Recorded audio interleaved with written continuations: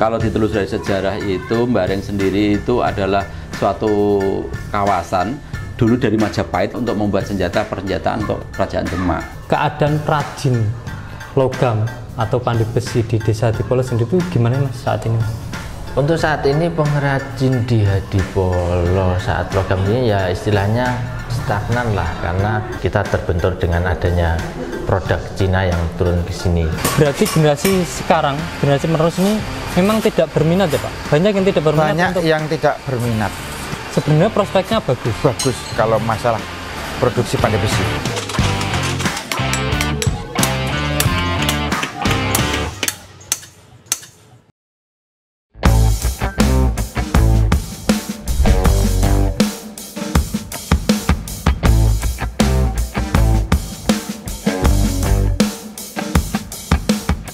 Mbareng, Desa Hadipolo, Kecamatan Jekulo, Kabupaten Kudus dikenal sebagai sentra besi.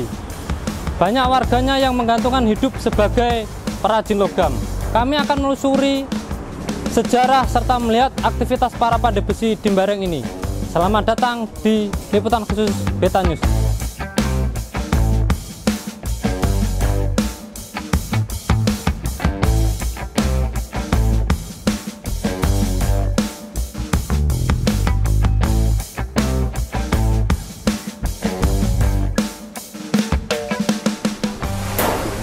Pak, permisi Pak, Pak Soleh kan gitu? Ya.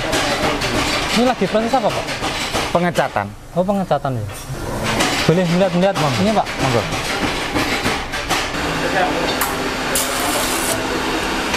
Kalau ini bikin apa nih Pak? Ini proses pengelasan. Pengelasan. Untuk kolong pacul. Oh untuk kolong paculnya Ya. Berarti ada yang ngelas khusus ini Pak? Ada. Pak, usaha jenengan ini dirintis sejak kapan nih Pak? Usaha saya ini termasuk saya melanjutkan usahanya orang tua. Dulu saya mulai pegang itu tahun 90, itu setelah bapak meninggal. Kalau bapaknya sendiri berarti dari dulu memang pandai besi ya Pak ya? Dari dulu bapak memang pandai besi. Sejak kapan Pak bapaknya itu menekuni menjadi pandai besi itu? Bapak saya menekuni pandai besi sebelum menikah dengan ibu. Jadi sekitar tahun 60-65 itu. Nah pada waktu itu jenengan maksudnya ikut bekerja di jadi pandai besi atau gimana? Pas waktu itu jenengan harus melanjutkan usaha ini Pak? Waktu bapak masih ada ya saya kuliah. Oh kuliah? Ya. Tapi tahun 90 itu bapak meninggal, kuliah saya tinggalkan untuk melanjutkan usahanya bapak, karena saya termasuk anak yang paling besar. Oh anak yang paling besar, ya. Bapaknya meninggal sehingga bapak harus mau nggak mau melanjutkan mau tidak mau harus melanjutkan usahanya bapak untuk kelanjutan hidup adik-adik juga. Permisi Bu, ini bikin apa Bu? Kangge karah. Oh bikin karah. Sudah lama Bu bikin ini, perajin karah ini? Sudah lama. Sudah lama. Sudah berapa tahun Bu? Mungkin 50-an itu 2 tahun mungkin. Untuk 6 ngantos sepuh. Dari dulu emang bikin karah kayak gini atau? Peso. Oh dulu bikin peso. Bapak itu. Terus kalau ndamel iki sadineten karah. Oh gitu ya. Berarti dulu pas suaminya masih ada, Peso. bikin peso sama suami gitu. Oh setelah bapaknya sudah almarhum dan sampean bikin karah ini ya? Iya karah mawon langsung ratu gambar. Oh yang lebih muda ya. Ini bikin apa Mas? Bikin pisau lipat. Bikin pisau lipat ya. Oh, untuk memulai sampean jadi perajin ini logam ini pisau lipat yang dari stainless steel ini sejak kapan sampean sih Mas? Sejak 2001. Sejak 2001. Dulu kan ikut bapak. Oh dulunya ikut bapak. Ya. Oh bapaknya dulu punya jadi perajin juga terus Ya. sampean ngikut berapa tahun? Ikut 10 tahun ada. 10 tahun. Berarti ini bisa dibilang sampean jadi perajin ini turunan ya? Iya. Turunan dari bapak ya?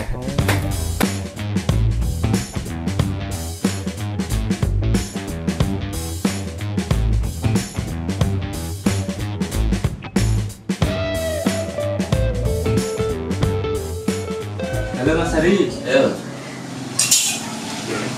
Lagi sibuk apa nih Mas? Ini kemas-kemas mau kirim-kirim ke bagian order hari ini. Mas, untuk sejarahnya sendiri kisahnya tuh gimana Mas? Di sini kok bisa terkenal dengan apa? Perajin-perajin logam dan pusat besi ini. Gimana dulu ceritanya? Ya, dulunya memang kalau ditelusuri dari sejarah itu Mbareng sendiri itu adalah suatu kawasan yang dulu dari Majapahit kayak gitu. Rombongan pembuat senjata Majapahit itu memang karena Majapahit sudah mulai runtuh, yang berjaya itu Demak, akhirnya rombongan pembacanya itu ditaruhlah di daerah sini. Artinya dia untuk membuat persenjataan untuk kerajaan Demak, makanya terkumpul di daerah ini kayak gitu. Belah. Kalau tahun-tahunnya ada yang tahu Mas? Atau mungkin leluhurnya siapa dulu? Mungkin ada empu atau siapa? Ada waktu itu, masih sekarang untuk makamnya juga banyak diziarahi oleh orang, namanya Empu Buyut Tinggal. Beliau adalah murid dari Sunan Muria. Empu Buyut Tinggal. Empu Buyut Tinggal ya? Iya. Berarti dulu itu kisahnya beliau ini yang membuat senjata-senjata untuk kerajaan Demak gitu ya? Betul seperti itu. Jadi ada tombak, ada pedang, ada itu dulunya di sini. Jadi di sini ada suatu kawasan kayak gitu. Sehingga masih berlanjut sampai sekarang dan masyarakatnya di sini banyak juga yang melanjutkan untuk membuat ini ya Mas? Benar-benar. Akhirnya karena itu kan dia juga punya murid, warga sekitar berguru membuat dengan beliaunya. Akhirnya banyak sekarang beralih ke alat dapur, pertukangan dan pertanian kayak gitu. Berarti ini semua ini produksi lokal sini, bareng sini ya Mas? Lokal sini semua. Ini dari warga sekitar. Mas Sugeng Wayu Widodo di Desa Dipolo ini kan terkenal sebagai sentra besi dan para perajin logam. Untuk penduduknya sendiri itu ada berapa ya Mas di Desa Dipolo? Untuk penduduk di Desa Dipolo dari data terakhir, untuk di data di desa itu ada sekitar 15.000. 15.000 ya. Lah yang apa? Yang bermata pencarian menjadi perajin logam itu ada berapa sekitar? Di data kami dari terakhir kita pendataan untuk itu kita ada sekitar 250 sampai 300 pengrajin pandai besi yang ada di Desa Dipolo. Itu data terakhir tahun berapa? Data terakhir di tahun 2015 ya. 6 tahun yang 6 lalu. tahun yang lalu.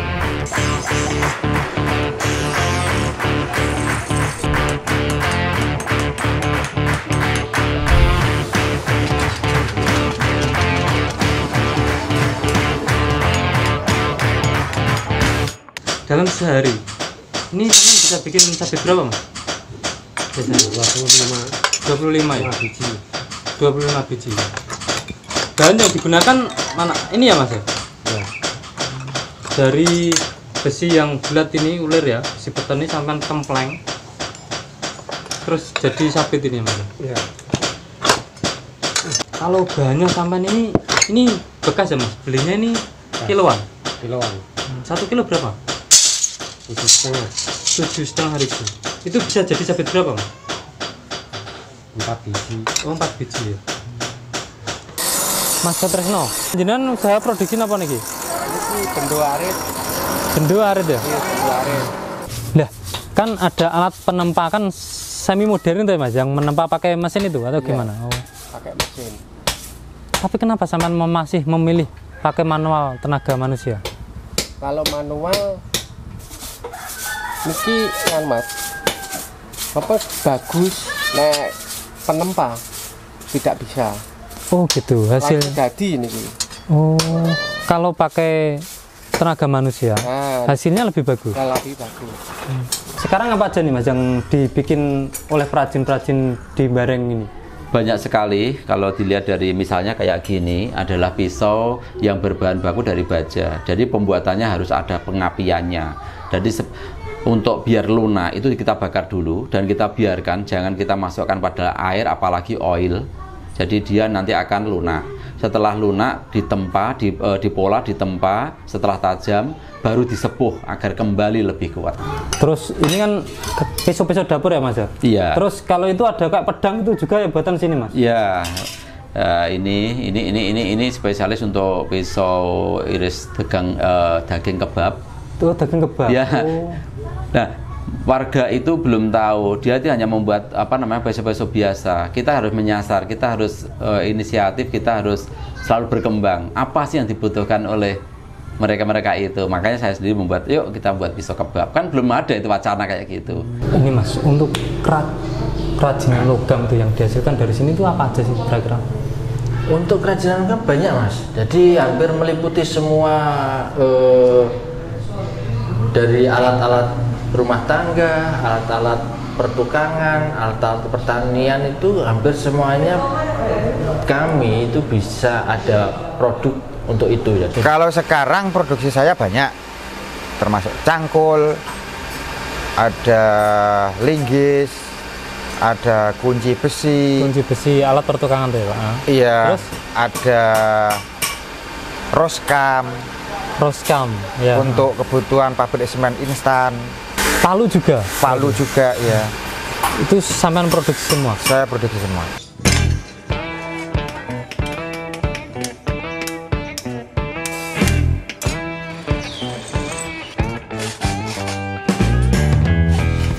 Bu, jenengan niki per batangnya niki dibikin karah ini guys. Ini untungnya berapa Ibu penghasilannya? 20.000 per batang. Lah, ini sampean ini nyetok atau pas ada orderan aja sih Bu? Nggih, pokoke nek enten sing tumbas kula graji. Oh, nembe graji. Nggih, nek mboten lama. Oh, ngoten. Nggih. Jadi ini biasanya pas orang pesan tuh biasanya berapa sehari? Enten sing kali dosa kodi, enten dosa kodi. Sepertinya orang mana aja tuh kadang anu diambil, kadang setor teng iku bakul kliwon. Kadang diambil, kadang setor. Iya. Kadang ya diambil itu paketan. Pas momen rame itu pas apa biasanya? Hari akan lebaran nih ya, puasa. Oh, berarti pas saat ini pas lagi rame-ramenya. Iya. Nek besokku rumah saku ya rame terus Mas. Berapa persen Bu? Signifikan atau enggak sih? 50%. 50%. Iya. Kerajinan dari besi ini ya? Iya. Atau logam ini di Bareng ini apa sih Mas untuk kelebihannya? Kelebihannya adalah pertama pasti soal harga menurut saya. Karena saya kebetulan adalah ketua UMKM Logam Kabupaten Kudus dan saya adalah wakil ketua Logam Provinsi Jawa Tengah. Saya posisi sekarang ini udah lolos di 4 kementerian. Saya juga lolos PEPI, Pengusaha Ekspor Pemula Indonesia, se-Indonesia. Saya binaan Kementerian Pariwisata, Kementerian Perindustrian, Kementerian Perdagangan, Kementerian apa lagi ya? 4. Koperasi. Jadi dengan begitu saya tahulah karena sudah meng-Indonesia tahu bahwa yang terpenting di Kudus itu adalah harganya. Semuanya bisa kok, saya lihat di daerah-daerah itu bisa membuat. Harganya ya? Harganya. Bukan kualitasnya? Kualitas selanjutnya, karena orang tahu pertama pasti harga. Kita lihat saja di media sosial manapun, orang tanya pasti harga. Untuk saat ini pengrajin di Hadipolo saat logam ini ya istilahnya perkembangannya istilahnya agak stagnan lah, karena kita untuk di era sekarang banyak produk-produk dari Cina yang menyerang ke sini, ke Indonesia. Jadi untuk pemasaran kita agak sedikit kesulitan karena kita terbentur dengan adanya produk Cina yang turun ke sini itu. Ya. Masalahnya di mana Mas? Produk Cina ke Indonesia itu masalahnya apa? Kalah di kualitasnya atau harganya atau gimana? Paling jelas itu kalah dari segi harga, karena di sana itu industri dia produknya banyak, jadi harganya otomatis dia harganya lebih miring. Kita kalah di harga ya. Ya. Kalau kualitas jelas di sini bersaing ya Mas. Bersaing kualitas kita, bahkan kalau kualitas kita tetap berani bersaingnya.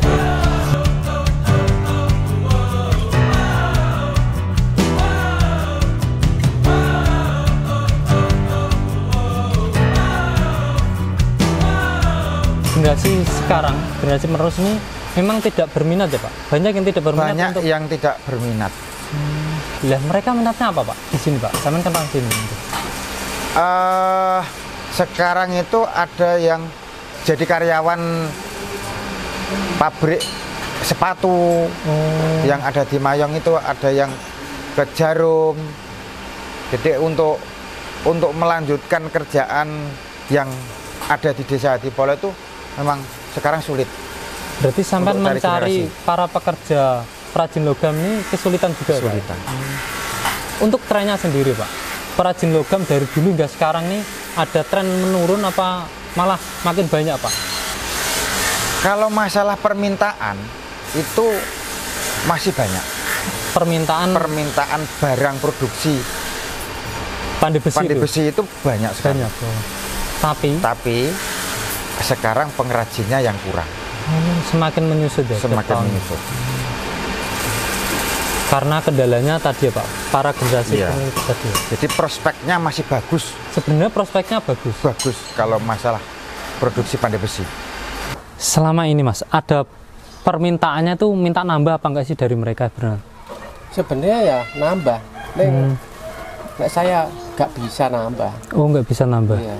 Karena tenaganya nggak mumpuni. nggak mumpuni, nggak berniat untuk mengambil orang lagi, menambah orang lagi biar bisa produksi ini bisa makin banyak gitu. Wah, tidak ada, Mas. Kalau orang padi ini keberatan. Keberatan. Iya. Maksudnya keberatan orang-orang pada nggak mau Nah, nggak mau. untuk jadi pandai besi gitu atau gimana? ya berat sekali. Berat sekali ya, Mas. Ya, berat. Berarti memang generasi-generasi itu, generasi sekarang ini kalau diajak untuk bekerja sebagai pandai besi pada nggak mau, Mas. Nggak mau. Berarti mencari tenaga kerjanya sampean susah gitu atau? Susah. Lah, ini Mas, ini kan mencari tenaga kerja kan susah. Tidak ada mungkin dari pihak desa agar memberi pelatihan kepada anak-anak muda di sini agar mau untuk melanjutkan jadi pandai besi itu ada nggak, Mas? Nggak ada. Nggak ada. Nggak ada. Tren untuk saat ini itu dari kondisi lapangan, jadi trennya stabil, tapi untuk misalnya untuk generasi itu ada penurunan karena banyak dari generasi yang tidak meneruskan usaha pandai besi dari waris orang tuanya.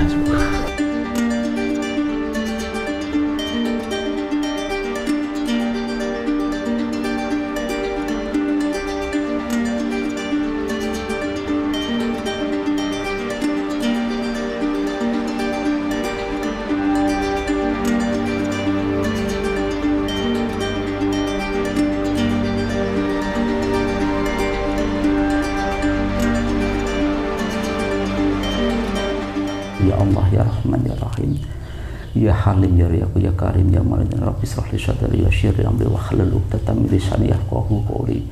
Rabbana dzalamna anfusana wa lam taghfir lana lanakunanna minal khasirin. Rabbana atina fid dunya hasanah wa fil akhirati hasanah wa qina adzabannar. Subhana rabbika rabbil izzati amma yasifun wa salamun alal mursalin walhamdulillahi rabbil alamin. Syarul Fatihah.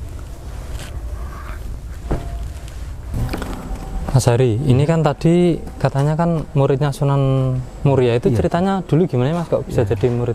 Beliau muridnya memang Sunan Muria? pengikut setianya. Jadi orang pengikut setianya itu diajak ke sini. Artinya senantinya dia akan menjadi pepundennya, tokohnya di sini kayak gitu. Terus gini, Mas, lah Empu Tinggal itu sendiri itu di masa kerajaan apa itu? Ya beliau memang baru berdirinya kerajaan Demak, baru munculnya Raden Patah kayak gitu. Artinya butuh support untuk senjata perangnya, dan disinilah salah satu pensupport terbesar senjata untuk prajurit-prajurit Demak seperti itu. Oh, berarti yang senjata-senjata yang dipakai oleh prajurit Demak dulu yang bikin Iya, Mbah Empu Biut Tinggal ini, dan Mbah Biut nanti Tinggal kan ini. dibantu oleh warga di sini ataupun orang-orang pilihan dari kerajaan untuk membuatkan senjata seperti itu. Tahu, Mas, kenapa kok dinamain Mbah Biut Tinggal itu? Karena walaupun dari jauh dilihat dari Muria ceritanya ini dari sesepuh itu masih ketinggal, artinya masih terlihat. Oh, Jadi dilihat dari puncak Muria, kalau kita melihat ke arah selatan itu masih ketinggal, masih terlihat seperti yang itu. terlihat itu Ininya siapanya? ada ibarat ada auranya gitu loh. Oh, Ada kayak ibarat semacam pamor kayak pamornya gitu. gitu ya, Iya, pamor muncul. dari Mbah Biut senjata-senjata Tinggal. itu mungkin dia ya, Mas? dari puncak Muria sana itu terlihat seperti aura dan muncul. Akhirnya dijuluki ketinggal, tinggal dan tinggal. Artinya Empu Buyut Tinggal. Kayak Oh, gitu. gitu ya, Mas. Iya.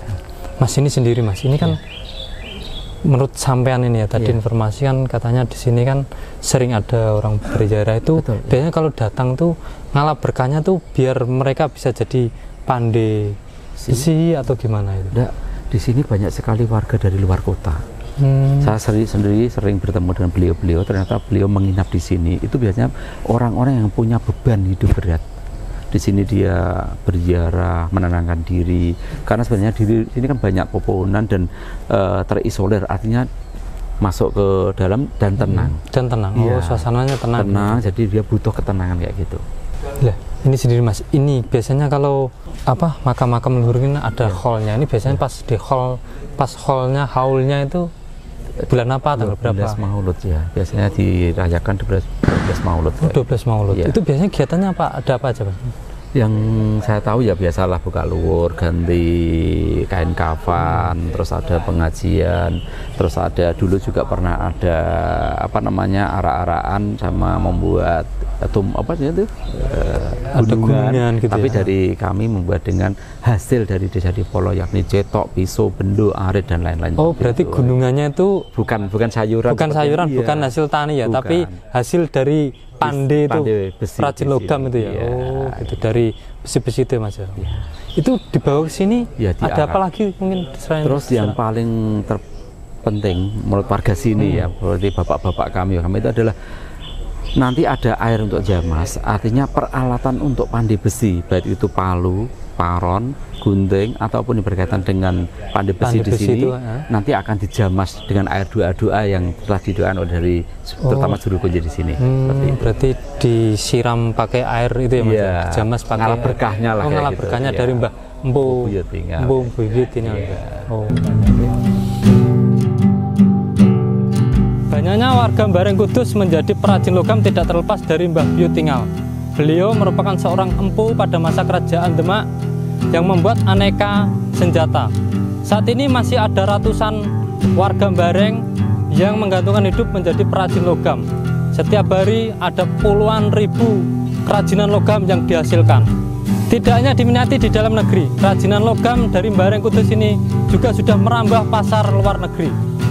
Namun dilema, sebab banyak generasi penerus yang enggan untuk melanjutkan menjadi pandai besi.